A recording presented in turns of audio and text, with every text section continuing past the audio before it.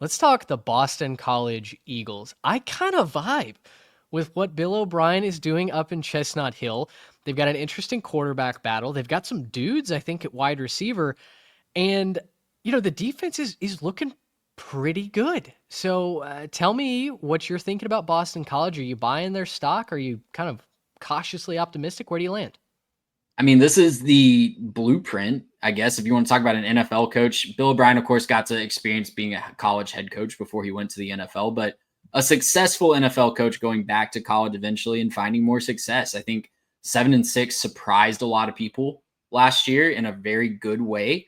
They lost Tommy Castellanos, but he was benched in the Maybe a middle of good thing. last year. Yeah. Yeah, it could be a good thing. I'm interested about the quarterback battle. Grayson James filled in last year. I think he has the inside track to that job.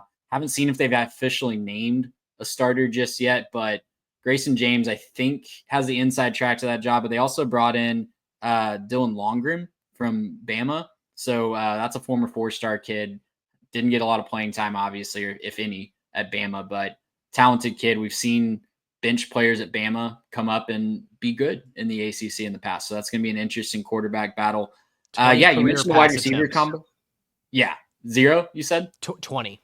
20. Okay, great. That's more than I thought that he had. I didn't remember that. Must have been at the very end of some really games against really bad teams. But yeah, Lewis Bond and Reed Harris are a really solid 1-2 in the receiving core. I'm excited about that. They've got to find a way to get some production on the ground. I like the guys that they have there, though. Jordan McDonald and Turbo Richard. You give me a guy named Turbo, we're gonna have a great time in the backfield. So, yeah, the biggest question for me on offense is they lost 2 first-team All ACC offensive linemen. Can they get a new group in there to gel? I think I trust Bill O'Brien at this point to have pretty good offensive lines. That's something that he's kind of become known for in his offenses. So on the offensive side of the ball, I'm really excited. The defense was, I think, above expectations last year. I think that's fair to say. Definitely had some lapses, but they were really good. Um, Only gave up 3.6 yards per carry on the ground, 26 in the country, and they held opponents under 60 5 times, under 60 yards on the ground 5 times last year. So it's a defense that was probably ahead of schedule last year. They do have to replace some amazing talent, but I think they can get there, and I think they can be at least a plucky defense again this year. Yeah, they've got 5 starters coming back. For me, the biggest challenge is going to be replacing Donovan Ezeraku, their edge rusher. 16 and a half sacks last season. That's an insane total. He's off to play with the Dallas Cowboys in the NFL. Q Hutchins is the guy that I think is going to have to replace Ezeraku. He had 3.5 sacks last year, I believe, in limited time. So, maybe crank the reins here and see what Q can get you. Davion Crouch is also an explosive piece at linebacker. So if you can get him coming Bam. up, He goes yeah, by Bam. exactly. His nickname is Bam. You mentioned the top 2 options on the wide receiving core. They've got a guy named Rocket coming in from Campbell, VJ Rocket Wilkins. So this might be first team all name squad as well. Yeah, they lots of fun names. You didn't get to the secondary just yet, but all 4 starters are back from last year's Yep. squad at the secondary positions as well. So lots to be excited about up in Chestnut Hill. I think that this is a team that surprised a lot of people last year. They had some bumps in the road, obviously, but maybe got some difficult people out of the locker room and going to have a better time this year, kind of keeping things together.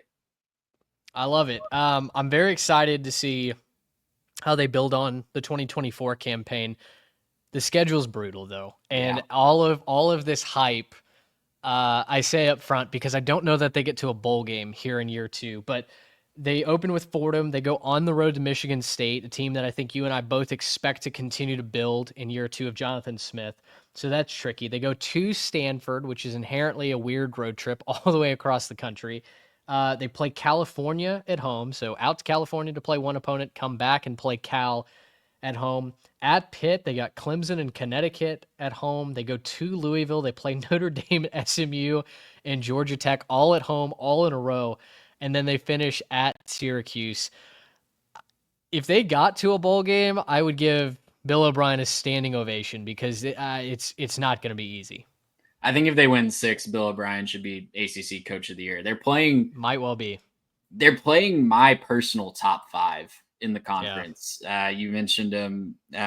They're at Pitt, Clemson at home, Louisville on the road, SMU at home, and Georgia Tech at home. Oh, and Notre Dame. Let's just throw Notre Dame Yeah. in there for good measure. Really fun year for the season ticket holders in Chestnut Hill. They got some really fun teams coming up there. But yeah, UConn as well is on the schedule. That's a Yep. team that won 9 games last year, knocked off an ACC team in the bowl game.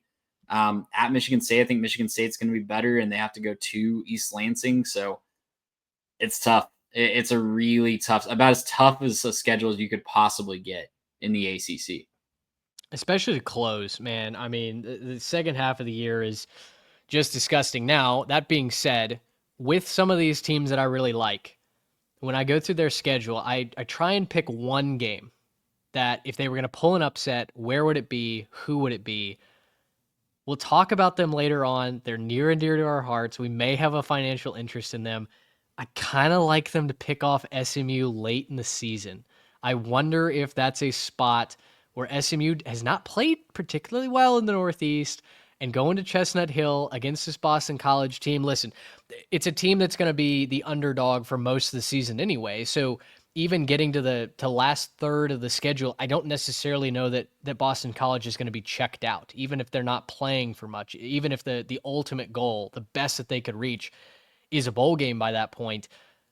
I still think that they could be interesting. And by that point, you're talking about either Grayson James, who's probably been the starter all year, or Lonergan, who's had games to get under his belt to get that experience. If there's one team that I'm going to say Boston College picks off, it's our dear ponies. Yeah, they spanked SMU a couple of years ago in that bowl game and kind of gave everybody a scare about SMU The moving into the transition. ACC. Yep. Yeah, and then only lost by 10 last year in Dallas. So not a bad pick, honestly, as much as it pains me to say it. Well, we'll see what Boston College can do if they can get to a bowl game again. Standing ovation, 2 thumbs up from all of us here at the 3 Tech Pod.